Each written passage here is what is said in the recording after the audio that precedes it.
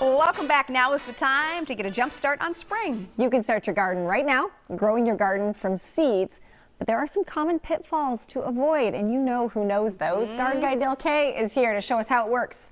Okay, we're growing in the house. Exactly, and a couple of things. Firstly, growing from seed is kind of fun. It's rewarding.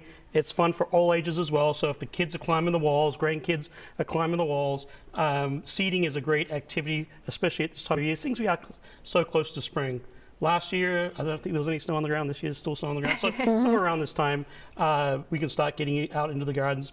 The other thing is it's very economical to start from seed as well. And it's also kind of fine-tuning your green thumb as well, which is always kind of fun to do indoors. You mentioned some pitfalls, and there are a few that we want to take care of or make sure that you have success when you're seeding indoors. So let's take a look at some of those. Okay. Now, there's seeding indoors, and then there's what we call direct seeding right outside into your garden. So you really got to know kind of what you're planting and what you want to achieve, and that will help guide you as far as what to direct seed and what to plant indoors. Okay. So things like peas, sunflowers, anything like super quick, that's all direct seeded into the garden. You don't really have to start them ahead of time. Okay. Things that take a little bit longer to germinate or take longer to grow, they're the things that we want to start indoors because we are, Minnesota does have that shorter season. So there's a few ways that you can determine, in fact, what you should be starting when. And most of it, I'm just going to hold this up here just nice and still for a second. Most of that information is right on the seed packet itself, right on the front there.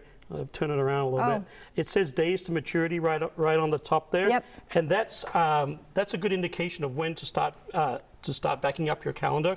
On the back of the seed packet, it has a lot of great information. It'll even tell you when to actually start it in, that you actually are going to start this pumpkin indoors. It'll give you the days, how many days to germinate, and then how many days to maturity and when to pop them outside. And you need like a setup like this. A setup basically like this to start indoors. The other important thing to note is that when taking little plants outdoors, you want to do that about mid-May. That's your other thing you have to factor into your calendar of when to start, because you don't want to obviously plant seeds like tomorrow.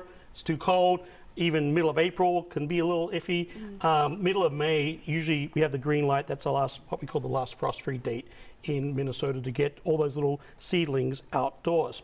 So in your seed, I've got a whole bunch of an array of things in my little seed containers here. If you're saving seeds, that's great too.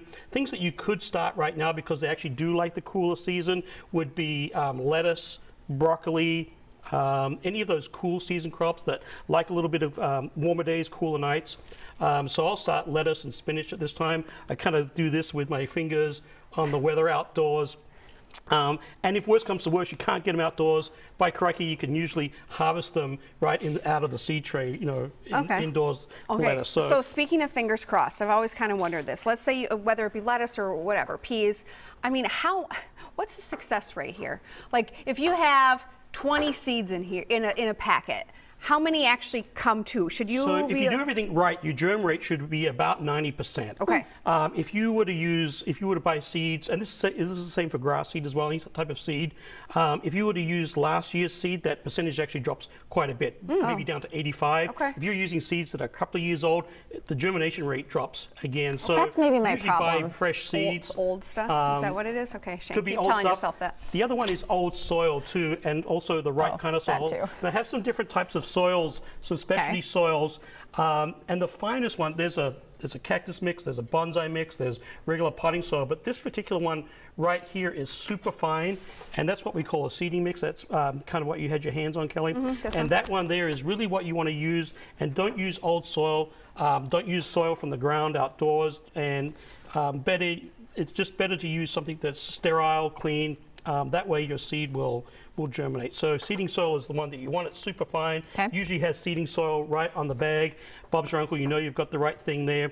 And then that goes into a seeding, some sort of a seeding vessel. It's usually a shallow dish. You don't want a shallow tray. You don't want to have too much depth to the soil. That starts to cause watering issues. So it'll always be in a little flat like this.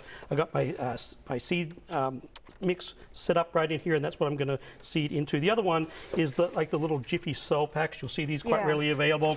They're actually like a little flat pancake. Okay. And then you pop them in some warm water and they absorb, they swell out into something that looks a little bit like that. And you can direct seed into that as well. That looks easy. You know, Is it? It's easy, okay? So the right seed, clean? knowing when to do it, the right soil, clean, good potting soil. Okay, the better the soil, the greener the thumbs. Okay, I like that. Just like your shirt. What- The better the soil, the greener the thumbs, and Bob's your uncle. So we're taking care of that. The other one, the big mistake that folks will do is actually put their seeding tray against the window. Most veggies and most things you're starting early, like people will start banging away at tomatoes and peppers and all that kind of good stuff. And you can really find some really cool different varieties when you're shopping from seed.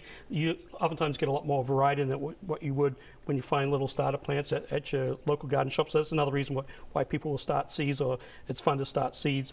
Not too close to the window. You are getting light there, but they start to bend. There's usually not enough of it. Usually some auxiliary light for your warmer season crops is beneficial. That overhead light rather than side light is really what seeds need.